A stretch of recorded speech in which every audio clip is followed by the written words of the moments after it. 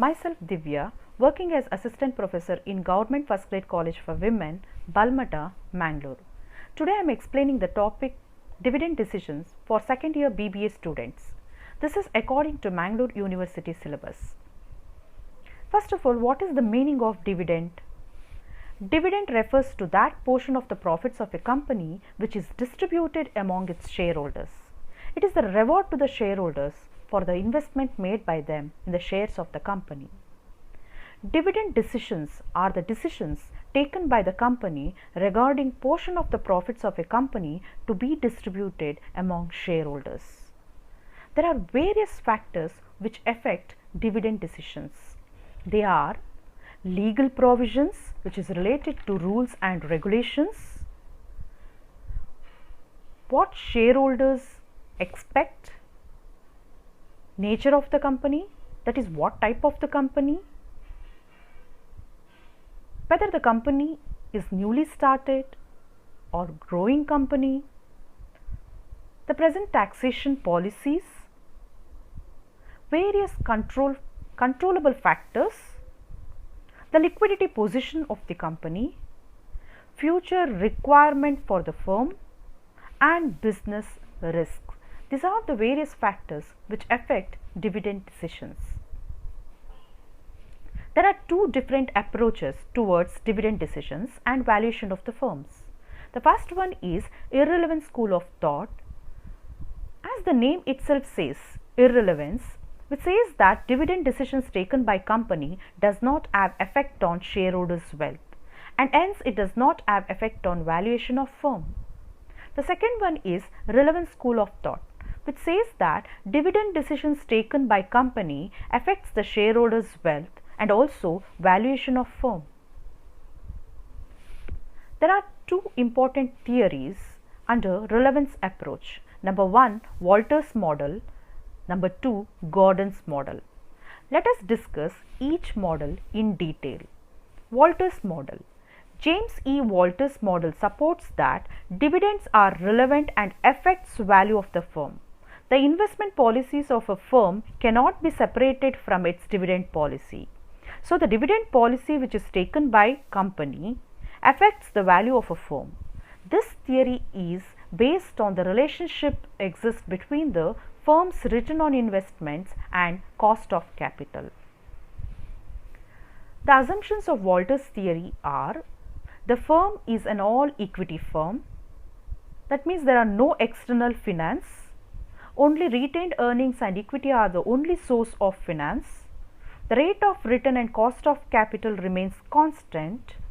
The firm has perpetual life, that is continuous life. The corporate taxes does not exist. These are the assumptions of Walter's theory. Let us discuss Walter's model with an example. Walter has divided firm into three groups. Here I have taken an example A, B and C. A is growth firm where internal rate of return, which is denoted by letter R, is 18, and cost of capital, which is denoted by letter K, which remains constant for all types of firm. As R is greater than K, that is rate of return is more than K, in this case dividend policy should be 0, because growth firm has various profitable projects where investments can be made and through which value of shares can be maximized, and in turn value of the firm can be increased. In case of B, which is normal firm, where R is 12 and K is 12.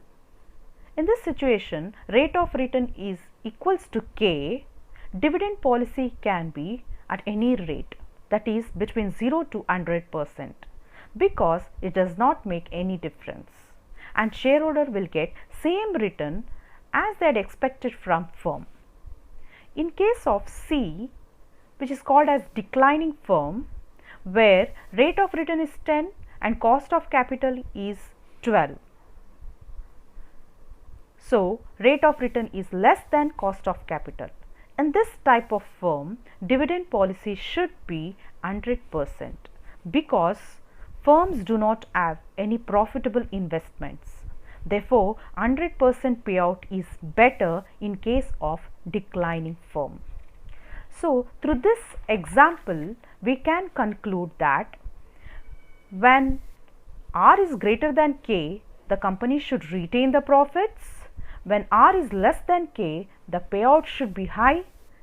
When R is equals to K, the dividend payout does not affect the price of the shares. What is formula for determining the value of shares?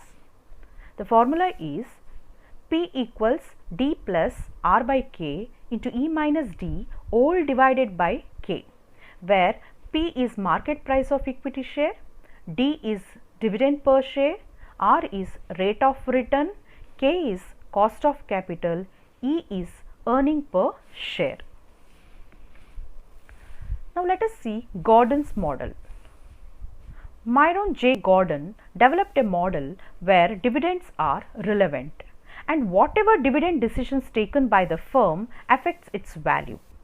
There is no much difference between Walters and Gordon's model as both considers dividend decisions are relevant. We can see here Gordon's model. First situation where rate of return is more than K, the price per share increases because dividend payout ratio decreases. Therefore, growth firms should distribute smaller dividends and retain maximum to make investments on profitable projects so that value of share and firm can be increased. In second situation where rate of return equals cost of capital, it does not affect value of firm. In this case, there is no optimum dividend payout and price of shares remains unchanged. Whereas in third situation where rate of return is less than cost of capital, the dividend payout ratio would be 100% because there is no profitable projects to make investments. If you distribute earnings as 100% dividend, then you can increase value of the firm. Gordon's formula for determining the value of share. Price of the share equals EPS into 1 minus B all divided by K minus BR, where P is market price of share, EPS is earning per share, K is cost of capital, R is rate of return and B is retention ratio. Using this formula, we can find out market price per share. Now let us solve an illustration using Walters and Gordon's model. In this illustration, you can see R is 25%, K is 18%, EPS is rupees 10 and dividend per share is rupees 5. Using this, we have to find out market price per share as per Walters and Gordon's model. First, let us find out through Walters' model.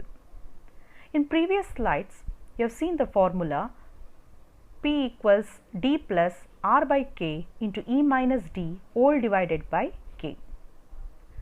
D they have given dividend per share rupees 5 plus R is rate of return which they have given 25%, that is 0.25 divided by K, that is 18%, 0.18 into earning per share is rupees 10 minus D is rupees 5 all divided by K, that is 18%, 0.18. When you simplify this, you will get price per share rupees 66.39. This is according to Walters' model. Now let us use Gordon's formula. P equals EPS into 1 minus B all divided by K minus BR. EPS, that is earning per share, they have given rupees 10 which I have taken. into 1 minus B. Yes, what is this B? B is retention ratio. To find out B, first we have to find out dividend payout ratio, and dividend payout ratio can be calculated by dividend divided by earning per share into 100. In this illustration, dividend they have given rupees 5, which is divided by earning per share. Earning per share is rupees 10 into 100. That is, dividend payout ratio is 50%. Therefore, using this dividend payout ratio, we can find out retention ratio. Retention ratio will be 100% minus 50%. That is, out of total 100% of profit, 50% is dividend payout and remaining 50% is retention ratio, that is retained. 50%, it can also be written as 0.5. Now we are going to use this B value in Gordon's formula, that is 1 minus B. 1 minus B is 0.5. All divided by K, that is cost of capital, they have given 18%. So, 0.18 minus B 0.5 into R, that is rate of return 25% they have given. So, you have written 0.25. When you simplify this, you will get market price per share, that is rupees 9.09.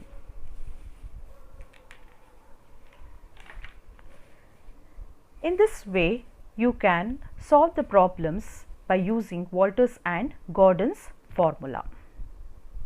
At the end, I have given an illustration you can try at home. Now, let us see theory of irrelevance. There are two important theories and under theory of irrelevance, that is, first one is residual theory, second one is Modigliani and Miller approach. But on academic point of view, we are going to study only Modigliani and Miller approach. According to Modigliani and Miller hypothesis or approach, says that under a perfect market situation, a dividend policy of a firm is irrelevant, as it does not affect the value of the firm. So, the value of the firm depends upon the firm's earnings, and that in return depends on investment policy of a firm. Therefore, dividend decision is not significant in determining the value of firm. There are certain assumptions in Modigliani-Miller hypothesis. Number one, there are perfect capital market. There should be situation that perfect capital market. Investors behave rationally. Information of the company is known to all without any cost. There are no flotation and transaction cost. The firm has a rigid investment policy. These are the assumptions of Modigliani and Miller hypothesis. Here I have given a problem which you all try to work out at home. If you have any doubt, you can comment.